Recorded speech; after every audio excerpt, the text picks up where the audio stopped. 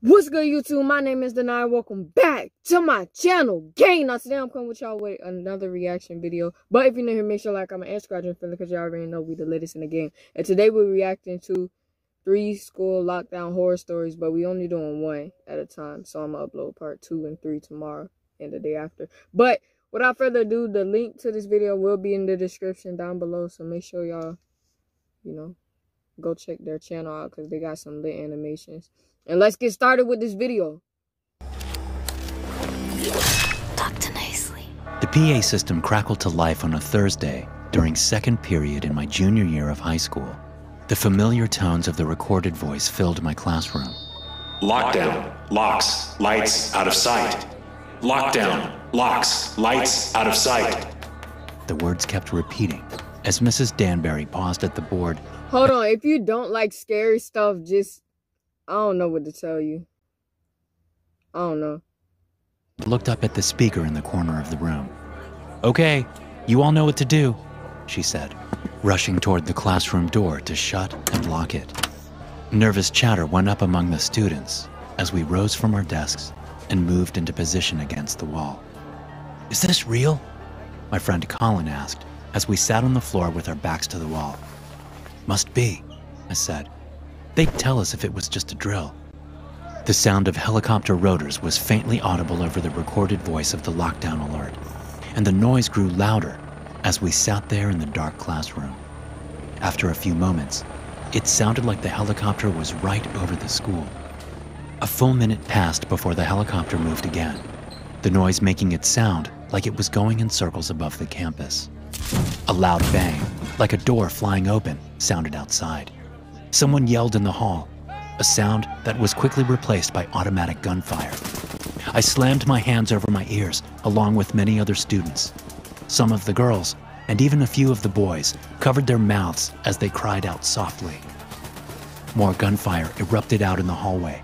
It sounded as if there were 4 or 5 guns firing. An inhuman screeching sound pierced the air, making my eyes go wide. I looked over at Mrs. Danbury, whose face was drained of all color. She was the nearest to the door, the nearest to whatever the hell was going on in the hallway. The gunfire stopped, and I heard a man shout and then scream. So y'all don't got no type of windows in the school? Like y'all don't just evacuate or nothing? Cause you said they were inside the school, so y'all don't like evacuate or nothing? Well, I know I would. If I would have got in trouble, it would have just been what it was. Cause you ain't finna have me sitting in no classroom with us finna be next. The wail of pain stopped abruptly with a loud, crashing bang. I didn't have to see it to know that he'd been thrown into the lockers lining the hallway. The metallic bang was enough to tell me that. More gunfire sounded outside, and then more screaming. Then there was silence. For several seconds, we all listened hard for anything outside. The recorded voice was still going, and the helicopter was still faintly audible.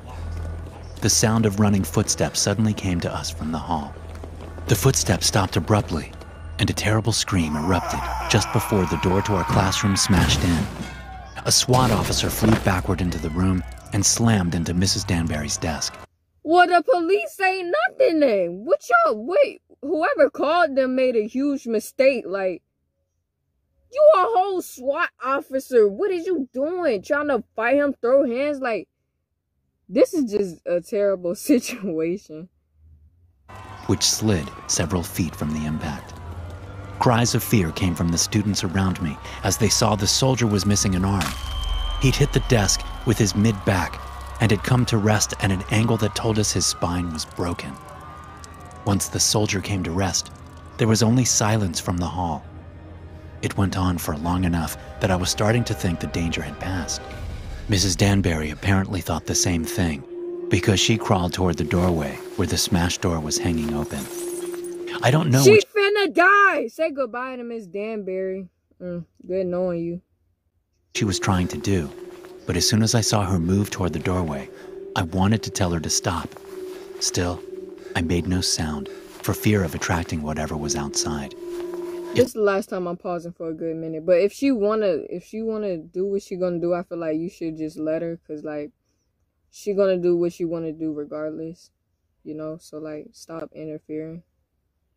That's it. There was anything there at all. She peeked her head around the door jamb to peer into the hall. Her left hand came up to her mouth as if trying to keep herself from getting sick. She stood up and turned around to face us. "Okay, we need to move to another classroom," she said. "The hall looks..." A long, blistered, red and black arm with a claw-like hand darted down from the ceiling outside the doorway and grabbed Mrs. Danbury by the neck, stopping her words. It yanked her out of the classroom before any of us knew what was happening. We heard a scream and a thunk from outside. Then Mrs. Danbury appeared in the doorway again, only she didn't have any arms. Blood spewed from her massive wounds as she stepped into the room, looking back over her shoulder with a dazed look on her face. What she saw there snapped her out of it, and she started running toward the wall of windows opposite the doorway. Fountains of blood poured out of her as she ran past her desk, screaming. A monstrous, scarred figure that looked like a badly burned mix between a bear and a baboon darted through the doorway after our teacher. It leapt, smashing into Mrs. Danbury just as she reached the window. The two of them tumbled out, falling to the ground just a few feet below. My teacher screamed once more outside before her vocalization stopped with a terrible ripping sound. All of us students stayed frozen against the wall, staring at the broken window, waiting for the thing. Why though? If the thing is gone, why not just go to the different classroom now? Y'all don't think? I mean, if I was in shock, I would be thinking, I would be thinking, if the thing is gone. Wait, where the gunshots? Wait. Oh, the SWAT team was trying to shoot the thing, but the students was in the classroom and they ended up shooting the students on accident, I think. That's what happened. So now we all caught up to what happened. But let's go. To come back in. We should have run, but we didn't. You should have run? You mean you should have ran? Y'all is dumb. Oh my God. It was all too much for us. Eventually, the gruesome sounds from outside stopped, but none of us were willing to risk standing up and moving toward the window to see what was happening. Not long after those noises stopped, we heard a flurry of gunshots from far off, likely off the high school campus. Hearing those faraway shots snapped me out of shock. I stood up and moved slowly to the doorway. I looked out to see the hallway littered with dismembered bodies. There was blood all over the place. A man with a smashed head lay below a huge and bloody dent in several of the lockers across the hall. A few other guys and I led the rest of the class out. We headed toward the evacuation spot and were about halfway there when we ran into more police coming into the school. They took us to safety. We were told it was an escaped animal from the zoo. That's even what they said on the news that night. They said it was a bear, but I know what I saw. It wasn't a bear. It wasn't any animal I've ever seen. And the fact that there's a military research base not far from our school is just too much of a coincidence. But those of us who were in that classroom that day are smart enough to keep our mouths shut. But we know the truth. We'll always know the truth. Story 2, Dead All Day. Alright, we're going to pause it right there, y'all. If y'all enjoyed this video, make sure to drop a big fat like on this video. Make sure to comment and subscribe. Rest in peace to Miss Doonberry, Miss Doneberry, Miss Berry. I don't know what your name is, but yeah, I guess we doing part 2 tomorrow. I guess. I don't know. But yeah, that's all I got to say. I'm going to just catch y'all in my next video, though. Peace.